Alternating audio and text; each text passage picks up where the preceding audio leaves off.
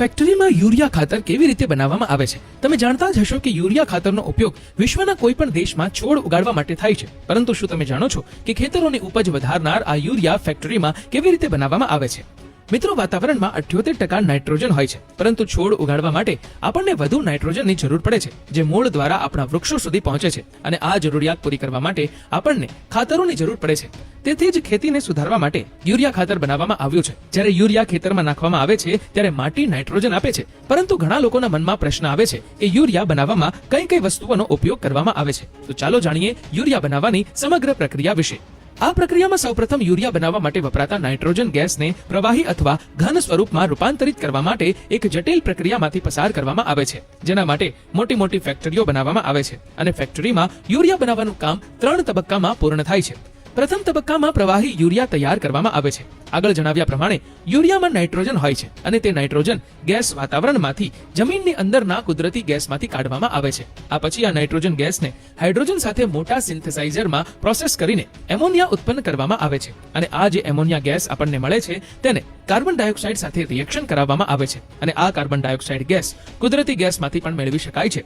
Ammonia અને carbon ડાયોક્સાઇડની પ્રતિક્રિયા પ્રવાહી એમોનિયમ કાર્બોનેટ અને હીટ ઉત્પન્ન કરે છે. અહીં યુરિયા બનાવવાનો પ્રથમ તબક્કો સમાપ્ત થાય છે.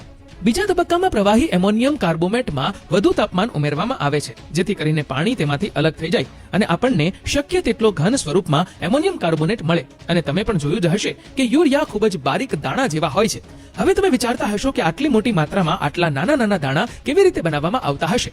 વાસ્તવમાં તે કુલિંગ ટાવરની અંદર બનાવવામાં આવે છે, અને આ મોટા મોટા ટાવર ખરેખર ચીમની હોય છે, જેની મદદથી ગરમ ગેસને ઠંડો કરીને વાતાવરણમાં છોડવામાં આવે છે. કારણ કે સરકારી નિયમો અનુસાર ગરમ ગેસ સીધો સામાન્ય વાતાવરણમાં છોડવામાં આવતો નથી, તેને ઠંડો કરીને વાતાવરણમાં છોડવામાં આવે છે. તેથી આ પ્રક્રિયા માટે લાંબી અને મોટી મોટી ચીમની સ્થાપિત કરવામાં આવે છે, જેથી વરાળ ઠંડી થઈને બહાર નીકળે.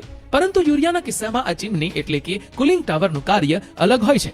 આ પ્રોસેસમાં સૌથી પહેલા એમોનિયમ કાર્બોમેટને ઉપરથી સ્પ્રે કરવામાં આવે છે, અને નીચેથી ઠંડી હવા પસાર કરવામાં આવે છે, અને જ્યારે તે બંને મળે છે ત્યારે એમોનિયમ કાર્બોમેટ ક્રિસ્ટલાઇઝ થઈ જાય છે, અને તેના નાના નાના મોતી જેવા દાણા બને છે. ત્યારબાદ આ બધા દાણાને ટાવરના તળિયેથી એક મોટી પ્લેટની મદદથી એકત્રિત કરવામાં આવે છે, અને કન્વેયર ઉપરથી પસાર કરવામાં આવે છે.